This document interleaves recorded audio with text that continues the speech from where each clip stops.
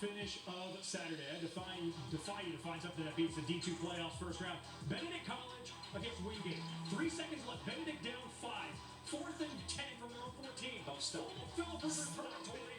Jackson Jensen to Charles Simmons. Crossfield to Malik Mullins. Never works except when it does. 86-yard walk-off touchdown. That's more than a must-SC. That's a must-listen to. Here's how the walk-off winner sounded for Benedict College. Oh my goodness! Benedict has scored! Benedict has scored! Insanity! Especially insane. They were down 24-0. They kept 25 unanswered for Benedict to advance in the D2 playoffs. Top seed Albany State next. At the Vegas Grand Prix, championship leader Lando Norris started on pole. Though quali was on wets and inters, weather thankfully not a factor in the third to last race on the calendar. Stars out in Vegas, Beyonce, Jay-Z. Watching as pole sitter Lando Norris seeks his 3rd straight Grand Prix win. He's never finished on a podium in Vegas and had a disastrous start. Lights out, away we go. Norris off quickly, trying to cover Max Verstappen. That's great. But into turn 1, Norris goes way too deep. Verstappen doesn't need much of an invite. He goes through, and then later in the lap, George Russell passed Norris. So P1 to P3. Before he even gets to the second lap, he was told that Norris after the pit stop, the way to beat Russell will be at the end. Lap 34. Norris inside the DRS range on Russell. As for the game plan on team radio. DRS, I'll try to take him. I'll take him. We're going to go get Max. Later in the lap, Norris would pass Russell off straight, and then back into second, eyes on Verstappen. Then Max was told about that team radio message. You know, go get Max. Verstappen then goes purple, fastest lap. He won by 20 seconds ahead of Norris in second. The first 2-time winner of the Las Vegas GP. 3 years, he's won it twice. Max, for now, keeps his championship hopes alive. That's a stylish little nice layer on the track. Your podium completed with George Russell. Max atop the podium. And trying to keep the reins over Norris. You've won this Grand Prix, brilliant drive.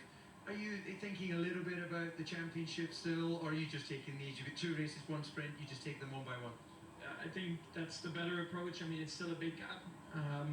But, you know, we always try to just maximize everything that we've got, and this weekend that was first. And, yeah, the upcoming weekends, we'll, again, try to win the race. And, you know, at the end of Abu Dhabi, we'll see where we end up. I've had a good run. I think the pace was still good today. Max just drove a good race, and they were quick. I made the mistake into turn 1. You know, you got to be punchy into turn 1. I was just a bit too punchy, you know, and that cost me. So that's the way it is sometimes. Still a good result second, and still a good points, you know. So it's not like I'm too disappointed. I got to congrats Max and Red Bull. They drove a good race. So on to the next one. Well, Max loves racing in the US of A. 8th win on American soil, most by any driver ever. Still, though, trails the 2 McLaren drivers. Lando Norris full 30 points ahead of teammate Oscar Piastri. As we stand with 2 races left on the calendar. We're not done on the Vegas Strip. Here's Nicole Briscoe after the race. Guys, thanks so much. I think, honestly, that aerial shot is one of the coolest shots that we get in all of Formula One. With Lawrence Edmonds and I'm Nicole Briscoe. Look, Lando Norris did not get the race win, and so you could sort of be disappointed in that. But in terms of the championship, which was the ultimate goal, he did exactly what he needed to do because he gained points. He gained space between himself and the guy in second, and Oscar Piastri. That's right, and I think what was also as impressive was that he was aggressive. We just saw that at turn 1. He wasn't holding back. There was a lot on the line. If they'd made contact, if Lando had ended up in the barriers, we would be having a very different conversation right now. But he didn't, so it was great to see him aggressive, yet second place. Realistically, given the 20-second advantage Max had at the end of the race, I think even if it held the position into turn 1, he would have lost it by the end of the race. It was a 20-second advantage for Max at the end, but also you probably heard everything. Lando was actually trying to save fuel at the end just to keep it safe and whatever. So if Lando is excited about the situation that he is now in, then you've got Oscar Piastri, who has just week after week after week after week failed to finish on the podium, and what was once a championship lead has now completely gone away. And we've got to the point where this is almost a foregone conclusion now that this is Lando Norris's championship. How is Oscar feeling? It won't be great. Time is running out completely. I mean, it's not impossible. And we keep saying this, look, if something happens to Lando at one of the 2 remaining races, it it can swing in a big way. The next two races should suit Oscar a bit more. They're circuits that are going to suit his driving style a bit more. We always knew coming here, the struggles he's had recently were going to be exacerbated again. So there's a little bit of hope. But deep down, I think he knows that he needs something to happen to Lando for him to win the championship, and that's never a good position to be in. There's a little bit of hope, but the way that Lando is driving and the confidence in which he is approaching everything now, it just sort of falls more onto the Lando side of things. I think, honestly, the other thing that we need to watch here is Max Verstappen. He's closed the gap so much on Oscar Piastri here. He's only 10 points behind in the championship.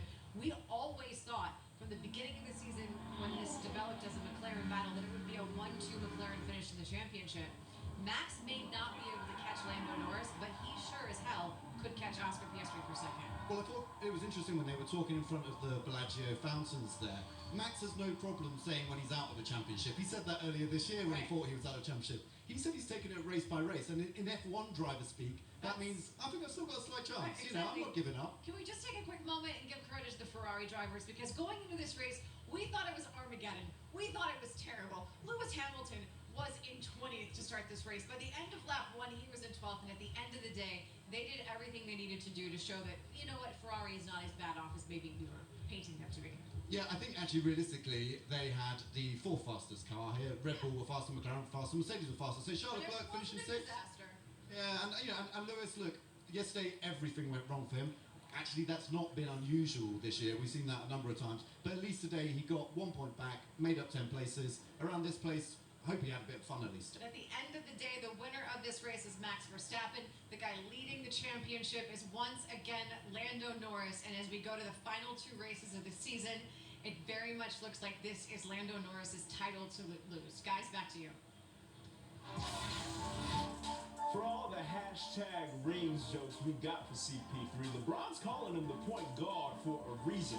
And if you hashtag no ball, the unmitigated slander of one Chris Paul just ain't gonna fly. The 12-time All-Star announced that his 21st season in the NBA will be his last, and did so with perfect timing. Like a lob off the pick and roll, he seamlessly executed so many times. A North Carolina native, drafted as a Hornet, and Saturday night, he and the Clippers had a date with that very franchise. Never mind the fact the Clippers lost 9 of their last 10. James Harden was there to save the day, and he was in full effect right out the gate. Paul, one of his 8 assists on the night, finds Harden right wing, 3-ball, go ahead and give him that. Clippers up 5. Next Clippers possession, Harden, the classic step back, had him reaching. The running beer is heating up. 2 possessions later, Harden again, left wing this time, cash. 27 points in the first quarter for Harden. Time for most that Harden to score in the first quarter in his career. LA up 8 after 1. Harden not done though. Viga Zubac finding them there for the easy lane. Clippers led by 5 headed into the break, and then 4 minutes to play in the fourth. Clippers up 19. Harden still working, going to his right, finishing with the right. Offhand is working just fine too. Harden's at 50 there. Few possessions later, off the screen. Drills that 55 points, 10 of 16 from 3 with 7 assists. Harden, Clippers franchise record with 55 points, and LA goes on to win by 15 now at 36 years old in 88 days. James Harden is the oldest player in NBA history to set a franchise scoring record. Harden also owns the Rockets' single-game scoring record after dropping 61 in January of 19 and then doing it again later that year in March. That's not the only. Philly Trev still here with you. Big 12 proving to be one of the feistiest conferences in college football, as exhibited by this K-State-Utah game in Salt Lake City. Utes trying to keep their playoff hopes alive, and Joe Jackson is trying to shatter them. Perfect rep of power. 66 yards later, all you see is the nameplate on the back of the jersey. K-State with a 21-14 lead. Minute and a half to go in the first half. 1st and 10. This time it's split zone. And it's an 80-yard house call. Creasing them is Joe Jackson. 236 rushing yards in the first half, most by a player and a half against an AP-ranked team since 2020. Wildcats rolling into the break in the fourth quarter. It's a little closer, 41-35 K-State. Jackson, power again. And no, I'm not referencing the broken tackle. Night as if Steph was right there with him. K-State's up 12. But they're going to go for two here. Avery Johnson trying a quick slam, gets batted around, and it winds up with Taylor Johnson. And Taylor Johnson's going to try to make a little something shake. He's heading down the sideline. An absolutely filthy hesitation move on that offensive lineman that was disrespectful. Don't worry about the flag. It wasn't against Utah. 2-point conversion for the Utes in this case is good. They lead by 10, rather. They cut the lead to 10. Same score, 3 minutes to go. Utes fighting back. Devin Dampier driving back, finding Larry Simmons for the score to make it 47-44. Then after a quick 3 and out, Utah, 4th and 1. Dampier fakes the jet sweep, keeps it himself, and finds himself a crease. May not be a house call, but he's knocking on the front door on 59 yards down to the 2-yard line. Later in the drop, 3rd and goal.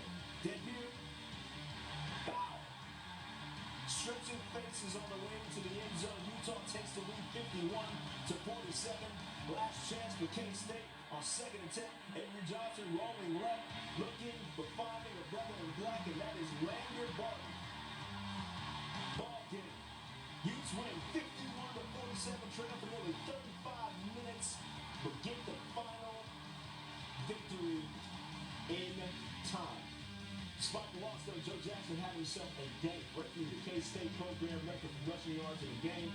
His 293 rushing yards are the most in a loss since Maryland's Anthony McFarland Jr. rushed for 298 in a loss to Ohio State back in 2018.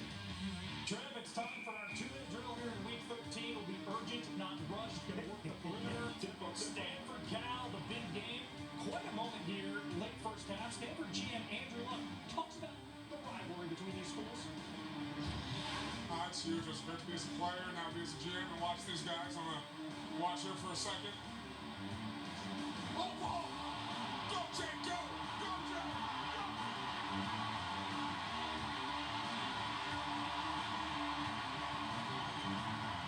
Andrew Luck, just like us. Omar Staples kicks the ball. And we're going to get soccer team at Stanford.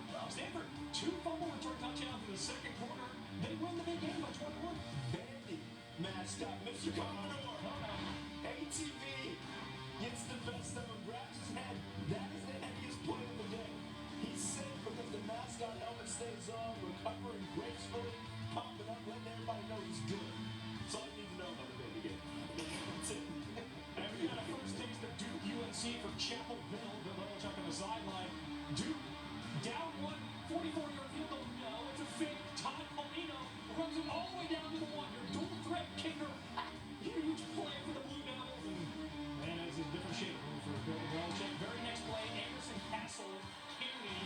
He had 13 carries, 49 yards, 3 scores. That game winner. Victory bells coming back to Durham.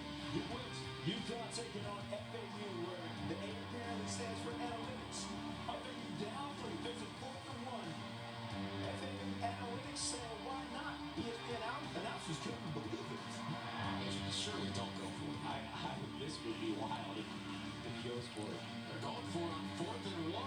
Slant route. Oh! It's going to go for points! Are you kidding? Tom Henry! What a call! What a play! 90 yards! I'd like to know what the book said on that one. No book says go for it. Apparently that was it. Is that kidding?